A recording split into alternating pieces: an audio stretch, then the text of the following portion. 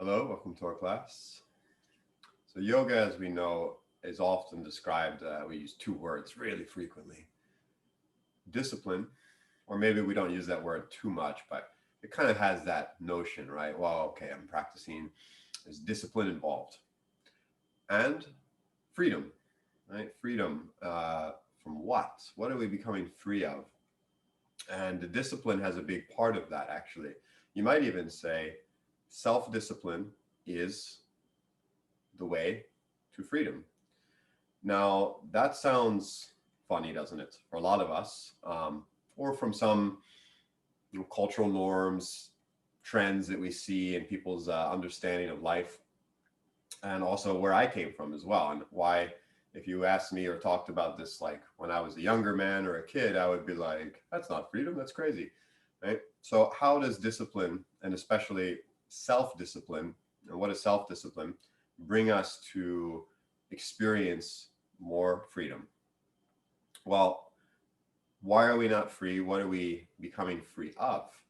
And the thing that we're becoming free of, and this is again different way of thinking about things a little bit, is let's ask ourselves, why am I experiencing what I experience? Right?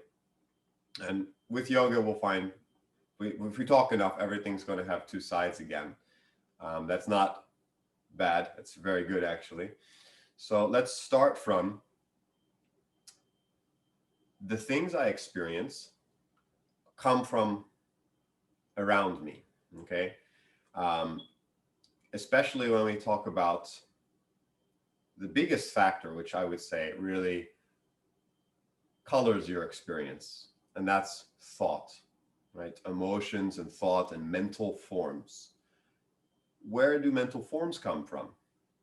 Well, they have very, very many layers of subtlety or grossness. But where do we navigate our mental forms the most? In language, okay, and feeling. And language, for all of that it provides us, all of the functionality, the application to live and communicate and learn and develop things, all amazing benefits. Uh, and for those reasons, language becomes very quickly applied to everything, right, including our own self understanding and deeper knowledge. Uh, However, what if something inside of you couldn't be put to words? Okay, so then we have something that is our experience, and since it can't be put to words, and since I automatically put things to words because it's so normal, right? I settle for a less clear understanding just so that I can have something concrete, right? Oh, well, this idea or this feeling I put to these words. And before long, the meaning of these words and the association that those meanings have with all of the other meanings and feelings that we have, that will become the truth. And the thing that was the real experience will become obscured, right? It'll become unobvious to us. And we may not even look again because, oh, well, I have the words now. So these words are what it is. The meaning of these words are what it is. Okay, so that's one issue there, right? Maybe we're losing the awareness of our real experience because we put to words, and this diminishes your freedom because you just aren't aware of what's really happening in a certain sense, mostly with inner though. Okay, but where do the words come from, right? Where do the structure and the order of the words come from? So we hear words and language and talking, and everything that we believe ourselves to be comes from the outside. Everything that we've heard gives us the thoughts that we have. Okay, heard, saw, felt, etc., etc. But the experience came from something that provoked or stimulated or caused a reaction in us, right? So now my experience is me in reference to that. It's not me, it's me in reference to that. And it's simple to look at this and say like this: we believe we are these things and we aren't really these things, because what is the body? The body is only food which I ate, and it became the body. And even as I'm eating and some food is becoming part of the body is also letting things go, right? And the food that became my body is now the food which is turning back into something else, not my body anymore. So in a sense, the body is not really your true being, right? It's associated, it's close, you have a body, but it's not you, right? And one logical way to look at that is when you sleep, and this is maybe too deep for today's class, so I'm going far off there. But when we sleep, it's said that we have an experience of no thing. Okay, it's not like the body's gone, but you have no experience of your body. So that must mean, from this logic, okay, I'm not talking about physical sciences logic, I'm talking about spirituality, yoga theory logic, but that should mean then that you can have experience which doesn't depend on the existence of the body as a pool of bits, right? As a source of material to give experience about something, right? You can have experience and none of that is involved. So body is not you. Body is food that became something. At the same time it's becoming something, that thing is also becoming other things. It's continuously changing, right? Why are words and thoughts not really us? Because those are all just things that came in, right? We heard and we saw and we felt and so on. So now then, if freedom means consciously choosing, right? That's the idea of freedom. I can go where I want, I can do what I want. How do you know that you, who are not your body and not your mind, really chose that? That there was really endless potential of all possibilities, and from that kind of choice, that was still what you chose. And now we can ask ourselves, what seems more real, right? In my experiences that I'm having, is the experience following a thread of reacting to things, or is it temporarily maybe bringing my attention, folding it back into not thoughts, not external, not body, not mind? What colors my experience there? And what choices would I make there? If I wasn't in a reactionary state, if I was just making my experience instead of following or poking or all of the reactionary kind of things that happen. So to sum up, the general theory is something happened, okay? Some form grabbed attention so strongly that attention is still confused about what is freedom and what is not freedom, about what is self and not self. And we're going through a process of refinement and reduction.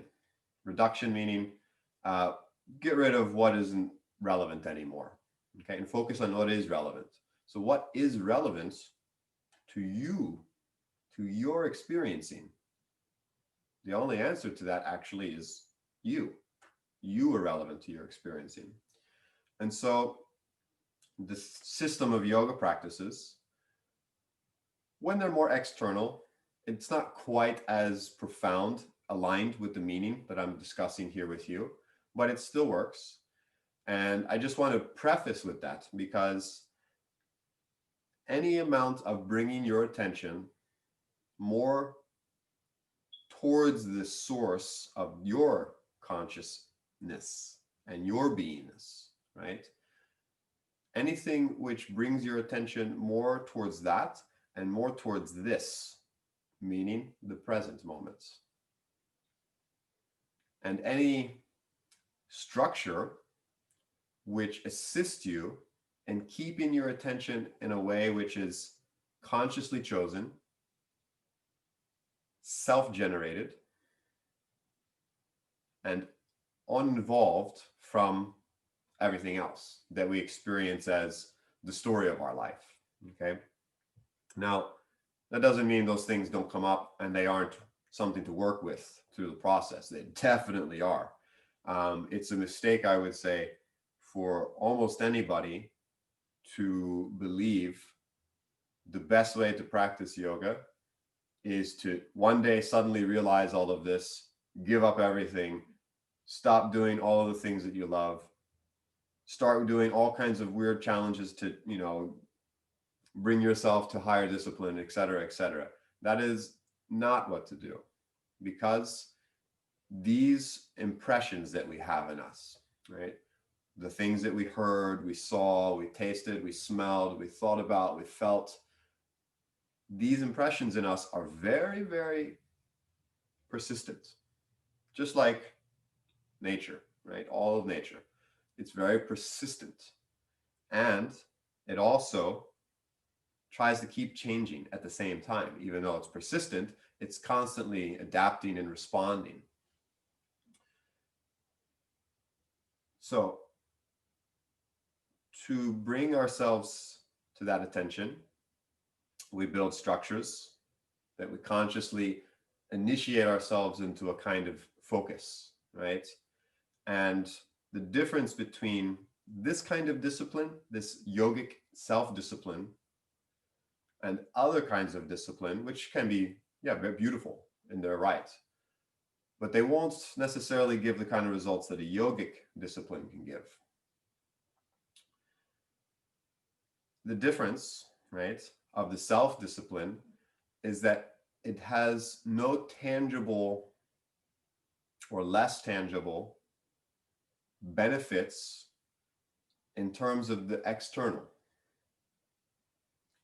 Now, if we talk about, the benefits of yoga and what it's really doing for us, the external will seem to change. It will seem to be improved. And when I say external, I also mean your own body and mind. There will seem to be adaptations and developments that brings us to a positive place or positive state, right? And we might even say maybe that helps support the ability for deeper practices, deeper self-disciplining, right? But what I mean is the intention is for freedom, and it's for self-awareness, and it's for consciously choosing how we interface or not, right? And how we see, is it separate or is it unified? And this self-discipline, this path to freedom, takes us closer and deeper where the impressions don't so easily impress on us, and where the persistence of the impressions doesn't have the same consistent persistence. If you have a habit, and every time you want to do the habit, instead you do something which is just controlling your body, mind, and attention. At first, your habit will challenge you a lot. It will come up in your mind, right? It wants the input, the fuel to keep that consistent going on, right? That persistence. But when you bring your attention to that inward state, to that inward direction. And even that thing comes up, but you're still just,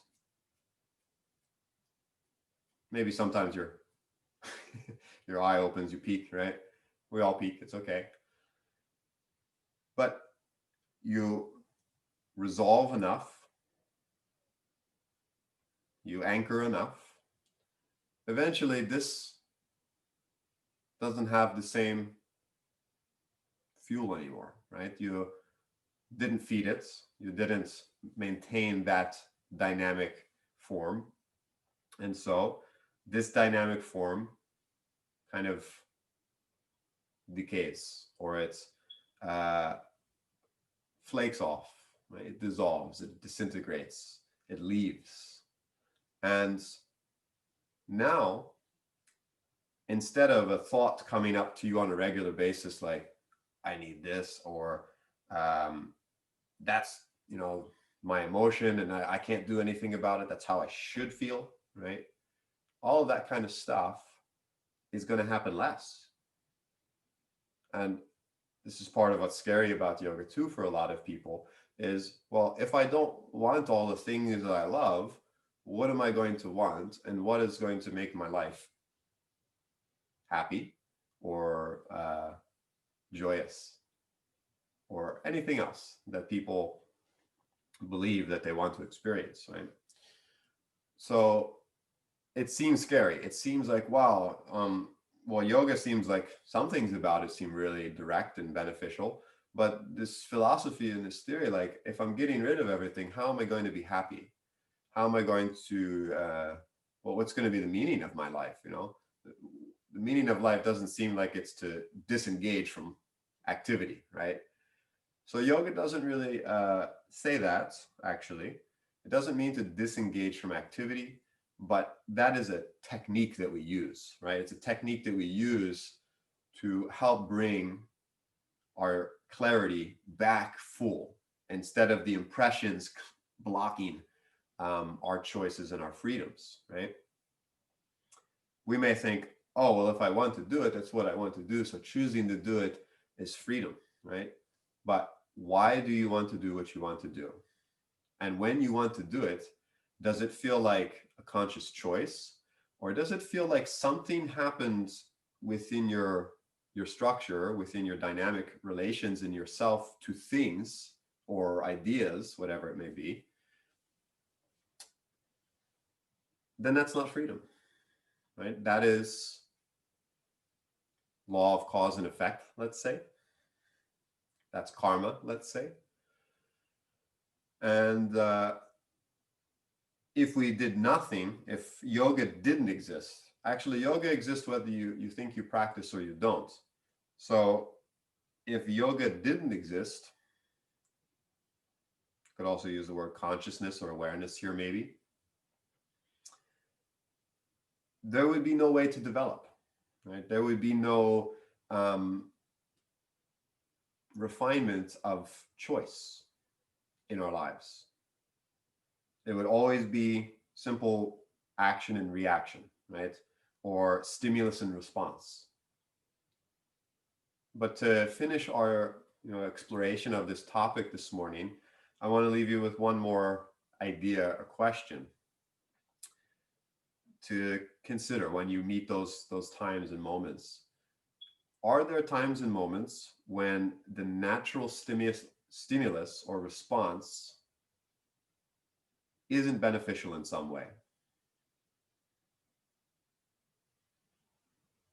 And then we see the value of self-control or self-discipline in so many ways. Whatever we're talking about, if it's the body, the mind, the soul, or the spirits, self-discipline helps in so many ways for consciousness to rise and for intentions, meaning, and relevancy to also rise. So I hope that through your practice, your contemplations, your life, you apply through this self-inquiry and self-application and find that the meaning, the relevancy, the the realness, actually, even of being, is something which is more apparent, right? Not something that we're growing or building, actually. We're already that, but it's becoming more apparent.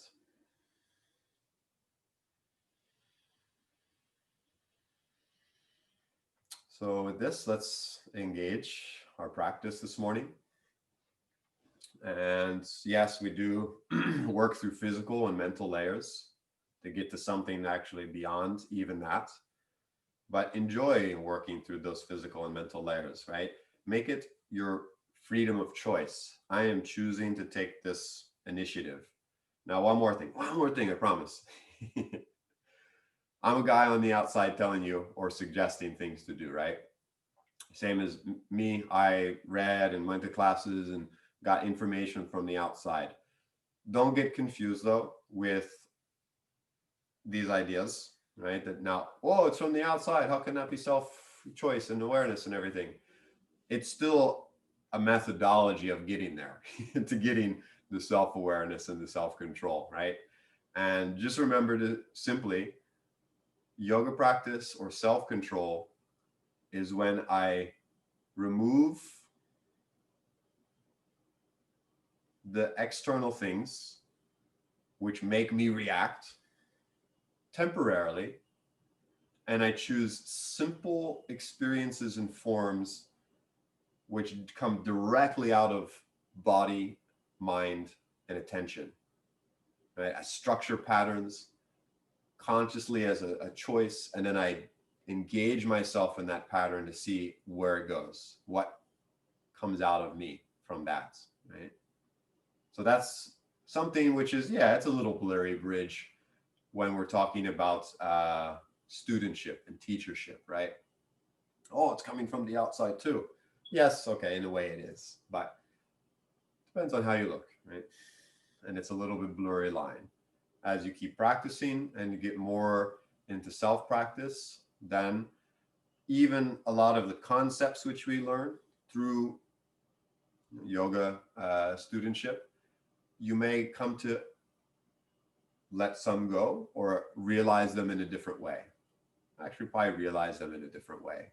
That's been something which has marked my journey with this countless times, right? The awareness changes of this concept, and the meaning of the concept takes on new ramifications, new fields that it can help us with.